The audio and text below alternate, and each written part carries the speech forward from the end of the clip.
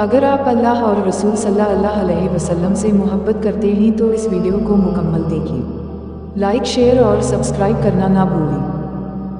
हज़रत अब्दुल्लाह बिन उमर रज़ी अल्लाह अन्हु से रिवायत है कि मदीना में एक नौजवान था जो बहुत इबादत गुजार था। वो दिन रात इबादत करता, रोज़े रखता, तहज्जुद पढ़ता, कुरान की तिलावत करता और मस्जिद का बहुत पाबंद था। लोग इसकी नेकियों से बहुत मुतासिर थे, लेकिन इस नौजवान की एक बहुत बड़ी कोताही ये थी कि वो अपनी माँ की बात नहीं मानता था। माँ इसे किसी काम के लिए बुलाती तो वो गुस्से से जवाब देता, नरमी से बात ना करता और अक्सर उसे झड़क देता। उसकी माँ ने कई बार समझाया, रोया, दुआ की, लेकिन वो अपनी रविश से बाज ना आया। एक दिन उसकी माँ ने दिल बर्दाश्ता होकर आसमान की तरफ हाथ उठाकर बद्दुआ दे दी, ऐ अल्लाह, जैसे मेरा बेटा मेरे दिल को दुखाता है तो उसके दिल को बेनूर कर दे। वक्त गुजरा, अचानक वो नेक नौजवान गुमराह होने लगा, मस्जिद से दूर हो गया, इबादत छोड़ दी, फिर गुनाहों में मुब्तला हो गया।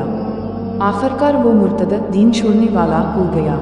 हज़रत अब्दुल्ला बिन उमर रज़ी अल्लाह अन्हु फरमाते हैं, मैंने इस नौजवान को देखा जो पहले लोगों को कुरान सिखाता था, अब बाज़ारों में गालियाँ देता, बेहयाई की बातें करता और ईमान से दूर हो चुका था। सबक: माँ की बद्दुआ बहुत जल्द कबूल हो सकती है, ख़ास तौर पर जब दिल से निकले।